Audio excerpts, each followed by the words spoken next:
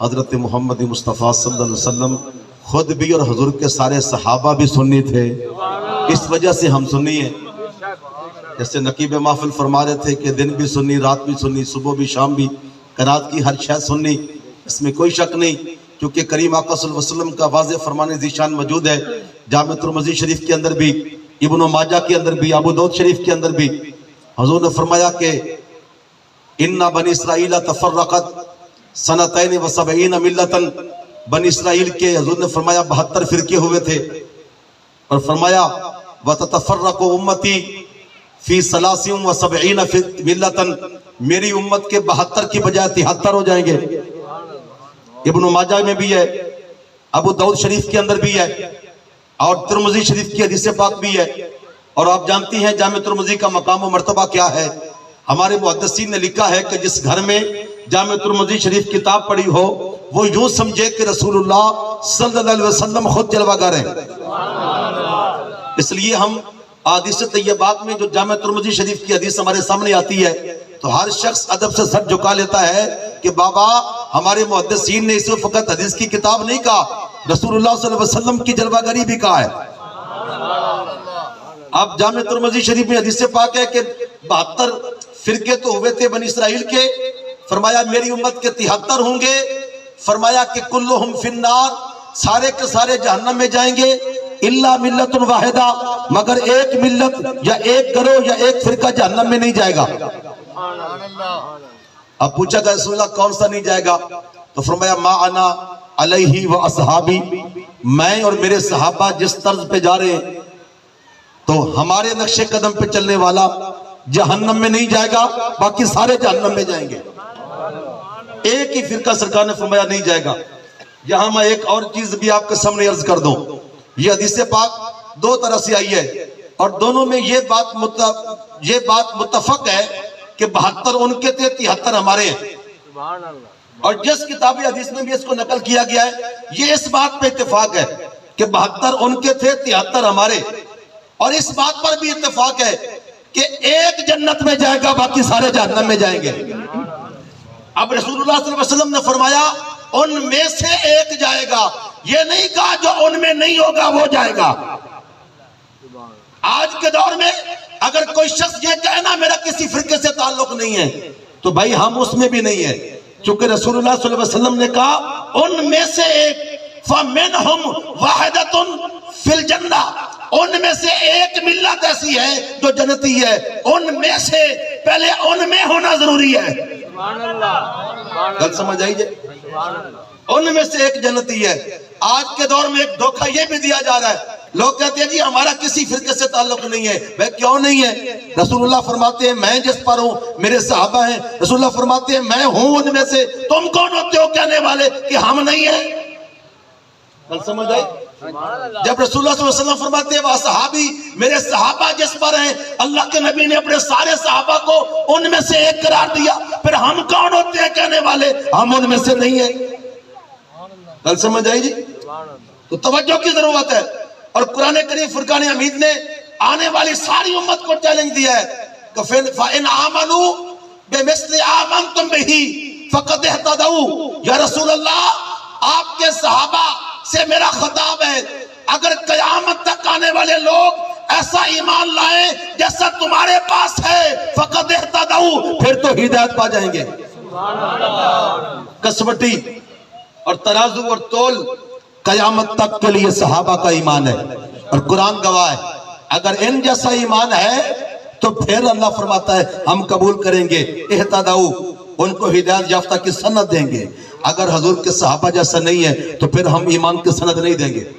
گل سمجھ آئی؟ ہمیں کسی احادیث طیبات میں جا کر بھی تمہیں بولنے کا موقع نہیں ہم دیں گے کہ تم یہ کہو کہ یہ ضعیف ہے یہ قوی ہے، ہم رکھیں گے بھی قرآن پاک آگے۔ رسول اللہ کے صحابہ سے اللہ نے خود خطاب کیا ہے بِمِثْلِ آمَنْتُمْ بِهِ، اگر تمہارا جیسا ایمان کوئی لائے گا تو پھر ہم ہدایت کی سند دیں گے ورنہ نہیں دیں گے۔ تو قیامت تک کے لیے کسوٹی اور ترازو اور معیار جس گروہ کو رسول اللہ صلی اللہ علیہ وسلم کے سامنے اللہ نے قرار دیا ہے نا وہ رسول اللہ کے صحابہ ہیں۔ اس لیے آسان سا کلیہ ہے، ہم سنی اس لیے ہے کہ اللہ رب العزت نے صحابہ کو سنی بنایا، میرے مصطفیٰ جان رحمت نے فرما دیا میں اور میرے صحابہ سنی ہیں، تو فرمایا جو اس معیار پر پورا اترے گا وہ جنتی ہے، باقی سارے جہنمی ہیں۔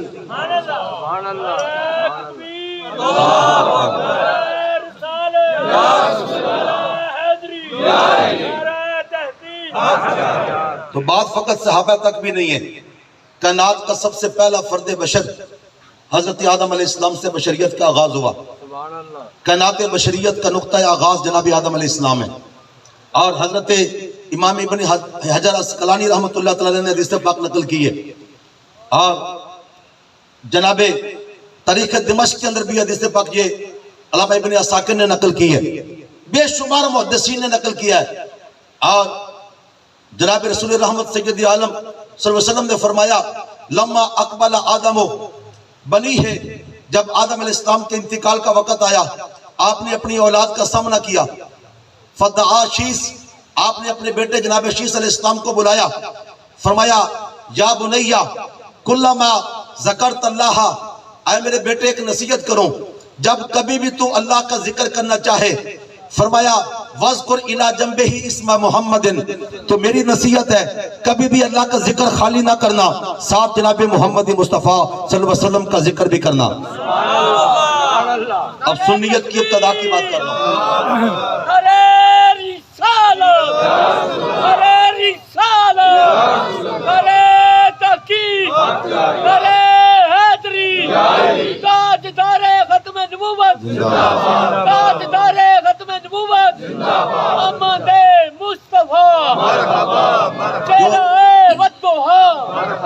جو میں حدیث پاک کے الفاظ آپ کے سامنے عرض کر رہا ہوں،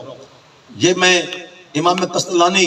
کی المواہب الدنیا سے نقل کر رہا ہوں، امام طبرانی کی معجم اوسط سے نقل کر رہا ہوں، اور کعب احبار رضی اللہ عنہ کی روایت سے عرض کر رہا ہوں۔ رسول اللہ صلی اللہ علیہ وسلم نے فرمایا کہ آدم علیہ السلام کے انتقال کا وقت آیا، اپنے بیٹے شیس علیہ السلام کو بلایا، چونکہ شیس علیہ السلام اللہ رب العزت کی طرف سے آدم علیہ السلام کے نائب بڑھنے والے تھے، کائنات کے دوسرے پیغمبر تھے، بلایا۔ اب میں آپ سے عرض کرتا ہوں، ہم میں سے کسی شخص کی موت کا وقت آ جائے، اس کی اولاد اس کے سامنے بیٹھی ہو، تو وہ کون سی بات کرے گا؟ بھلائی کی کرے گا کہ برائی کی کرے گا؟ آج ہم بھی کہتے ہیں کسی بندے کو کوئی بندہ عقل نہ کرے، ہم کہتے ہیں قبر چلتا تے عقل نہیں بھی آؤں دی، یعنی جب انسان قبر میں اتر رہا ہو، یقین ہو کہ سامنے موت ہے، آگے قبر کا گڑھا نظر آ رہا ہو، پھر بندہ وہ بات کرے گا جو حقانیت والی ہے۔ اب اقبل آدم الى ابن ہی شیس، حدیث کے الفاظ ہے سامنا کیا بوقت موت آدم نے اپنے بیٹے شیس کا، کہا یا بنیہ، اے میرے بیٹے نصیحت کر دوں، آخری وصیت کر دوں، کلما ذکرت اللہ فذکر الی جنبہ اسم محمد،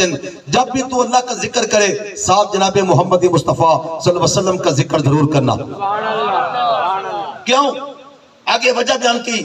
میں لما خلقنی اللہ تعالی، اس لیے کہ پیارے بیٹے جب میرے رب نے مجھے پیدا کیا، رفعت و نفخ فی روح، اور میرے اندر اللہ پاک نے روحہ اپنی روح پھونکی، اور فرماتے رفعت راسی الی عرشہ، میں نے نگاہ اٹھائی اس کی عرش کی طرف، فرأیت اسم محمد مکتوبا علی عرشہ، میں نے تب محمد مصطفیٰ صلی اللہ علیہ وسلم کا نام اسم گرامی اس کی عرش پر لکھا ہوا دیکھا۔ میں تو سادہ جا سوال کرنا میرے بزرگوں، یہ علماء موجود ہیں، آپ کو پتہ ہے کائنات میں سب سے آخری مخلوق کون ہے؟ سب سے آخری مخلوق ہم ہیں، آدم علیہ السلام سب سے آخری مخلوق ہیں، باقی ساری مخلوقات پہلے بنی ہیں، چاند سورج ستارے آسمان زمین کیڑے مکوڑے چرند پرند ہر شے بنی، آدم علیہ السلام آخری مخلوق ہے، آدم علیہ السلام کے بعد نئی مخلوق کوئی نہیں پیدا ہوئی، نسلیں آگے چلی ہیں، بات سمجھ آ گئی جی، نسلیں آگے چلی ہیں، نئی مخلوق کوئی نہیں پیدا ہوئی، پتہ چلا آسمان بھی تھا، زمین بھی تھی، سارے آسمان تھے، چاند بھی ستارے بھی، نور بھی، دن بھی رات بھی، صبح بھی شام بھی، ہر شے تھی، آخر میں تخلیقی آدم ہوئی، اور پتہ ہے آدم علیہ السلام کی تخلیق کہاں ہوئی؟ جہاں آج خانہ کعبہ ہے، اس جگہ پہ وجود آدم کو گوندا گیا، اسی جگہ پہ مٹی کٹھی کی گئی، اسی جگہ پہ وجود آدم کو گوندا گیا، اسی جگہ پہ روح پھونکی گئی جہاں آج خانہ کعبہ موجود ہے۔ آپ فرماتے ہیں میں نے آنکھ کھولی، تیرے عرش پر میری نگاہ پڑی، میں نے دیکھا کلمہ طیبہ لکھا ہے۔ میں آپ سے عرض کرتا ہوں آج بڑے سے بڑا بندہ دوربین لے کر بھی اوپر دیکھنا چاہے نا، پہلا آسمان نظر نہیں آتا، پہلا آسمان نظر نہیں آتا، ادھر کیا ہے؟ 7 آسمان ہے، 7 آسمان سے اوپر سدرۃ المنتہا ہے، اس سے اوپر اللہ کے عرش سے پہلے 70,000 نور کے پردے ہیں، اس کے بعد اللہ کا عرش اولا ہے، سارے آسمان نیچے رہ گئے، جناب سدرۃ المنتہا نیچے رہ گئی، اللہ کے عرش کے 70,000 پردے نیچے رہ گئے، اوپر اللہ کا عرش ہے، آدم نگاہ اٹھاتے ہیں، اللہ کے عرش پہ نگاہ جاتی ہے، آج بڑے سے بڑا طاقتور اچھی نگاہ رکھنے والا اس کے سامنے پہلا آسمان دکھائی نہیں دیتا، آدم نے 7ویں آسمان سے اوپر سدرہ منتہا سے اوپر 70,000 پردوں سے اوپر عرش خدا کو کیسے دیکھ لیا؟ سمجھ آئی ہے تو گل غور کرنا لینا کہ آخر وہ کیا ان کی نگاہ کے اندر دوربین فٹ تھی؟ بھی بات یہ نہیں ہے، بات یہ ہے کہ اصل آدم علیہ السلام کے پاس نگاہ نبوت ہے،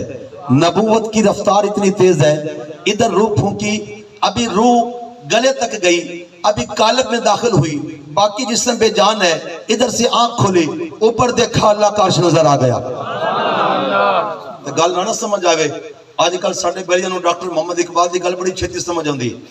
کہ حضرت ڈاکٹر محمد اقبال رحمۃ اللہ علیہ، جنہاں نوں ساڈے فقہاء تے بزرگ کلندر لاہوری کا نام دیتے ہیں، ڈاکٹر محمد اقبال رحمۃ اللہ علیہ نے اپنی مشہور زمانہ کتاب شاعری کی بال جبریل کے اندر ایک شعر لکھا ہے، وہ شعر میں اگر آپ کو سناؤں تو سانوں بھی پتہ لگ جائے گا کہ اگر ساری نیت صاف ہوئے اور رسول اللہ صلی اللہ علیہ وسلم کی محبت سینے میں غالب آ جائے، اللہ کا قرب مل جائے تو نکاح اتنی طاقتور بھی ہوتی ہے۔ اقبال فرماتی ہے مکانی ہوں کہ آزاد مکان ہوں،